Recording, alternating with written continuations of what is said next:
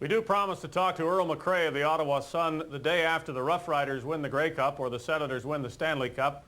But as the fiascos and fortunes of those teams would have it, the conversation generally takes a different turn when we hook up with Earl as we do now.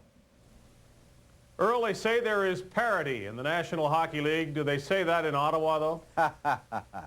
Listen, the Ottawa Senators, Dave, have as much chance of getting out of the cellar as Elvis has of coming back. In fact, there's a better chance of the King coming back tomorrow on his birthday. No parity down here whatsoever. It is crazy. I mean, here you have the worst team in creation, second worst power play, worst penalty killing. They can't stop them and they can't put them in. And then they trade Bob Kudelski, the oldest player on the team and the highest scorer on the team. And now the second and third highest scorers on the team are the two rookies, 18 and 19 years of age. The problem here is they haven't anybody who can put the puck in the net. Well, the Kudelski rationale is, of course, that he'll be 30 at the end of the season and he'll be a free agent. But they trade him to a team that's even younger than the Senators, who should be looking to the future even more so than, of course, the Florida Panthers. And what they're getting may be the biggest question mark, not should they have traded Kudelski or not. I think it's a bad trade by a rookie general manager who has blown it here. Kudelski could put the puck in the net. He's got 26 goals on the worst team in creation. They're getting two guys whose combined goals total is 11. Now, one of the guys, Scott Levens, is 6'4", 210. Sexton says, well, he's big, he's physical. Who cares if they can't put the puck in the net? So they got the worst of this deal. It's funny, in the Panthers media guide, Scott Levens says that if he couldn't be a hockey player, he'd like to be a construction worker. Well, he's going to have the chance to do both with this team. I said at the time we looked ahead to the year 1994 with your friends Hunt, Farber, and Taylor that the firing of Rick Bowness may be too logical. And, of course, when it's illogical is when these coaches have to worry. How secure is he?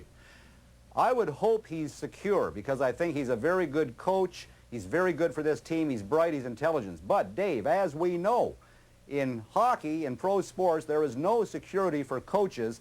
And I just hope that this Senators organization, and they don't really have anybody in there except for John Ferguson, who knows a hockey puck from a coconut, I hope they don't panic and get rid of Bowness and bring somebody else in, because that would just be a Band-Aid.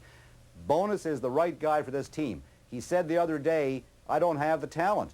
You could have the Vince Lombardi of hockey there. If you don't have the talent, and Bowness doesn't acquire the talent, that's Randy Sexton, who so far seems to be somewhat constipated in terms of acquiring talent. But then again, when you're the worst team overall, who's going to deal with you? So I hope Bowness is secure. But stranger things have happened in pro sports vis-a-vis the Boston Bruins 2 years ago when Bowness, who did a great job in the playoffs, gets the stake through the heart from Mike Milbury. No matter what happened this season, people were going to watch the Senators with one player above all in mind, and that, of course, is Alexander Daig. Great expectations, if only from his contract, and he couldn't begin to live up to those if you want to equate goals and assists to dollars. But how is he doing? He's doing okay. I suppose he feels that he's surrounded by a bunch of clowns, and he is. Now, he's only a rookie. He was a terrific junior player, but of course in junior hockey you can stand out. I mean, the disparity of talent is very widespread. You get to the NHL and you find that a lot of players are pretty darn good. I worry about his confidence. His family, his father, and this hasn't come out, but his father at a recent practice told some friends that he was very concerned and upset over the lack of talent support for Alexander Daig. And of course, when you're 18 and you think you own the world, that confidence thing, Dave, is so delicate.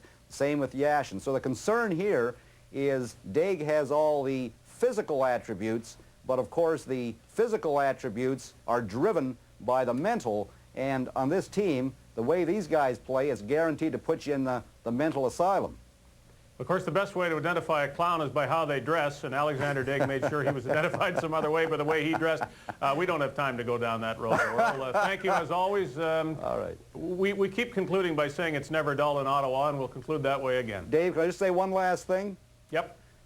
It should be pointed out that the Ottawa Senators have 19 points. They are closer in points to the Montreal Maroons, who have no points and died in the late 30s, than they are to the Pittsburgh Penguins, who lead the division. Think about that. Touche. Thank you. All right. And the last word is next in just a moment. TSN Inside Sports, brought to you by Men & Speed Stick. Get the wide stick for long-lasting 110% odor protection.